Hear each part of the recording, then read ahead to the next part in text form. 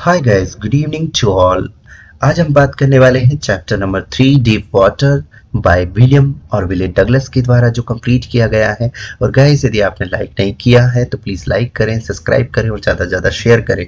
और यदि आप इस चैनल पर नए हैं तो प्लीज़ आप पुराने वीडियो को देखें, क्योंकि वहाँ मैंने चैप्टर को समरी को बहुत ही अच्छे से एक्सप्लेन किया है। और साथ ही अब आज हम जो कंप्लीट करने वाले हैं क्वेश्चंस के आंसर, जो कि इंपॉर्टेंट क्वेश्चंस हैं, वो एग्जाम के पॉइंट ऑफ व्यू से बहुत ही शानदार होने वाले हैं। तो आइए हम स्टार्ट करते हैं। तो सबसे पहले मैं आपको बता दूं कि मैं हर एक चैप्टर के पहले ऑथर का डेटा लेकर आता हूं, ताकि आपको यदि कोई एमसीक्यूज में भी क्वेश्चन आए तो मैं भी आप अच्छे से कंप्लीट कर पाएंगे। तो हम बात कर रहे हैं विलियम और विले डगलस के बारे में। इनका जो बॉर्न है 16 अक्टूबर 1898 में हुआ इन मैने टाउनशिप, मिनेसोटा, यूएसए में, एंड डाइड जनवरी 19 यानी 19 जनवरी को 1980 में इनका डेथ हुआ इन बेथेस्डा एंड मैरीलैंड, जो कि यूएसए में है। और इनका बेथेस्डा मैरीलैंड यूएसए में इनकी डेथ हुई। कैरियर हाईलाइट की बात करें तो यहाँ पर longest service USA supreme court justice, इन्होंने, जो कि अमेरिका के सर्वोच्च न्यायालय में सबसे लंबे समय तक सेवा देने वाले न्यायाधीश, and serve from April 17 1939 to November 12 1975, यानी 17 अप्रैल 1939 से 12 नवंबर 1975, यानी कि for a total of 36 year, यानी इन्होंने जो कि 36 वर्षों तक सेवा की, and the longest tenure in supreme court history. और गाइस, जो सर्वोच्च न्यायालय के इतिहास में सबसे लंबा कार्यकाल था। Appointed by president Franklin D Roosevelt in 1939, इनको जो अपॉइंटेड किया गया 1939 में राष्ट्रपति फ्रैंकलिन डी रूजवेल्ट द्वारा नियुक्त किया गया। बात करते हैं नॉन फॉर इनके बारे में। इनको जाना कैसे जाता है। He is strong defence of the civil liberties and individual right and the first amendment protections and particularly concerning freedom of the speech and the religion।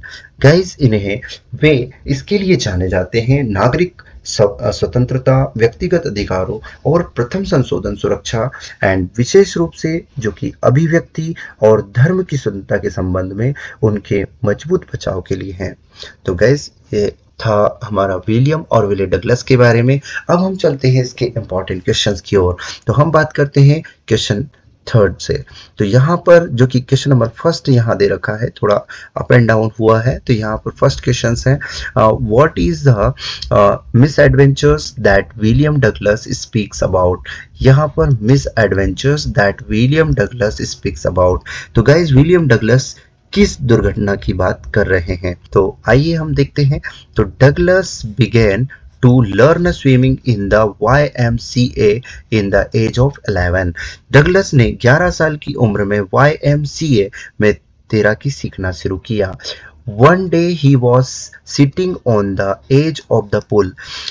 एक दिन वह पुल के किनारे बैठा था, and a strong young man came there and picked up Douglas and threw him into the deepest part of the pool। और guys, वहां पर एक मजबूत युवक वह आया और डगलस को उठाया और उसे पुल के सबसे गहरे हिस्से में फेंक दिया। This is the misadventure that William Douglas speaks about। यह वह दुर्घटना है जिसके बारे में विलियम डगलस बात करते हैं। तो आई होप आपको क्वेश्चंस का आंसर समझ में आया होगा, जो कि मिस एडवेंचरस, जो कि उनके लिए एक क्या है, एक दुर्घटना है, उसके बारे में उन्होंने बताया। आई होप बात कर लेते हैं क्वेश्चन नंबर सेकंड की। What were the series of the emotions and fear that Douglas experienced when he was thrown into the pool, and what plans did he make to come to the surface। जब Douglas को पुल में फेंका गया तो उसे किन भावनाओं और भय का सामना करना पड़ा, एंड पानी के ऊपर आने के लिए उसने क्या योजना बनाई। What plans did the Mac to come to the surface, यानी ऊपरी सतह पर आने के लिए उसने क्या योजना बनाई। तो आइए चलते हैं आंसर्स की ओर। When he was thrown into the deepest part of pool, अब बात यहाँ करें कि जब उसे पुल के सबसे गहरे हिस्से में फेंका गया तो वह क्या था।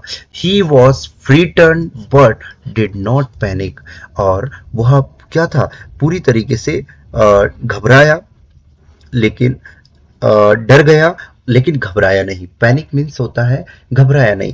And he plan to hit forcefully on the bottom of the pool by his legs so that he could come on the surface of the pool, और उसने पुल के तल पर अपने पैरों से जोर से मारने की योजना बनाई ताकि वहां पुल की सतह पर आ सके। He succeeded in his plan and came up the slowly to the surface, और मैं सफल रहा और धीरे धीरे सतह पर आ गया। तो गाइज यहाँ पर जो कि when he was thrown into the deepest part of the pool, जब वो पानी मतलब उस गहरे हिस्से में फेंका गया तो वह क्या था, फ्रीटन हो गया था, डर गया था। but didn't not panic, वह घबराया नहीं। he planned to hit forcefully on the bottom of the pool by his legs, और वह उस सरफेस तक आने के लिए अपने पैरों की सहायता से कोशिश की। and he succeeded in the plan and came up slowly to the surface, और उसकी जो योजना सफल रहा और धीरे धीरे वह कहाँ आ गए, वह सतह पर आ गए। नेक्स्ट क्वेश्चन नंबर 3 की बात कर लेते हैं। How did Douglas make sure that the conquered the old terror, अब डगलस ने कैसे सुनिश्चित किया कि उसने पुराने डर पर विजय प्राप्त कर ली है। तो आइए चलते हैं आंसर्स की ओर। Douglas had learned swimming well, अब डगलस ने तैरना अच्छी तरह से सीख लिया था। But he wanted to test himself that he had lost his fear of water, और लेकिन वह खुद को परखना चाहता था कि क्या उसने पानी का डर खो दिया है। he went to warm lake, और वह गर्म झील में गया। and dove and swam across to the other shore and came back again comfortably, और गाइस वह और उसने गोता लगाया, डाउ मीन्स गोता लगाया, और तैर कर दूसरे किनारे पर गया और आराम से वापस आ गया। तो now he was sure that, और अब वह पूरी तरीके से क्या है, यकीन हो गया उसे कि he conquered the old terror, कि उसने पुराने डर पर क्या कर ली है, विजय प्राप्त कर ली है। आई होप आपको क्वेश्चंस के आंसर समझ में आ गए होंगे। नेक्स्ट आगे चलते हैं, पार्ट 2 की बात करते हैं। इसी के सेकंड पार्ट के क्वेश्चंस के फर्स्ट क्वेश्चन की बात करेंगे। Why was Douglas determined to get over his fear of water, अब डगलस पानी के प्रति अपने डर पर काबू पाने के लिए क्यों दृढ़ था, डिटरमाइंड था। तो आइए चलते हैं। Douglas was determined to get over his fear of water, अब जो डगलस था, डगलस ने पानी के डर पर काबू पाने का जो दृढ़ निश्चय किया, because he was fond of fishing and swimming, देखिए क्योंकि उसे मछली पकड़ने और तैरने का शौक था।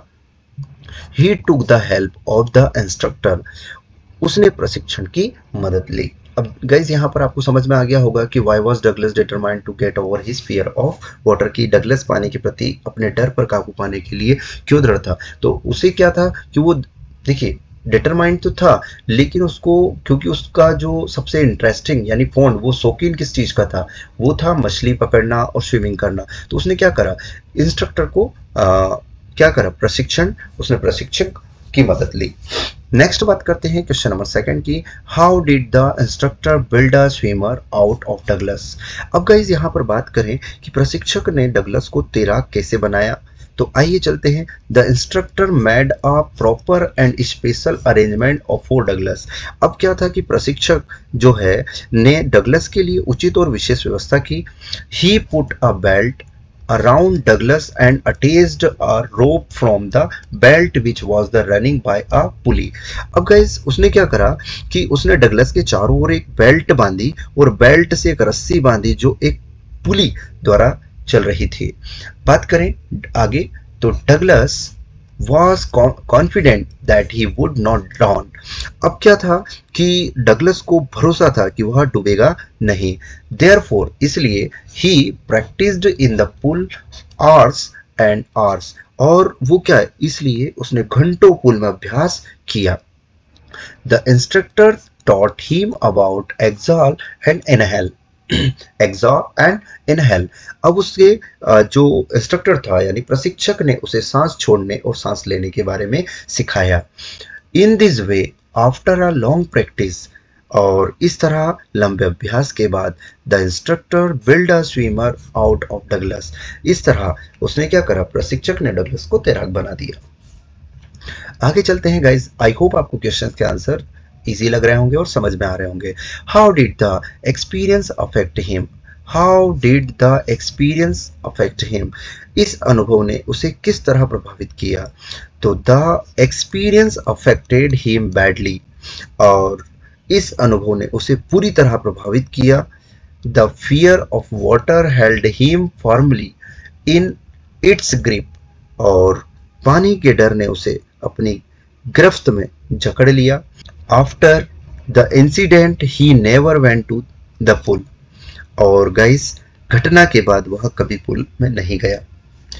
अब जो गाइस सबसे मेन था कि how did the experience affect him, मतलब इस अनुभव ने उसे किस तरह प्रभावित किया. क्योंकि गाइस आपको पता है कि जो the experience affect him badly, मतलब इस अनुभव ने उसे बुरी तरीके से क्या करा, प्रभावित किया. और जो पानी के डर ने अपनी उसे जब वो गिरा था तो उसे क्या करा कि अपनी गिरफ्त में जकड़ लिया. और घटना के बाद वो कभी भी पुल की ओर नहीं गया. Thank you for watching.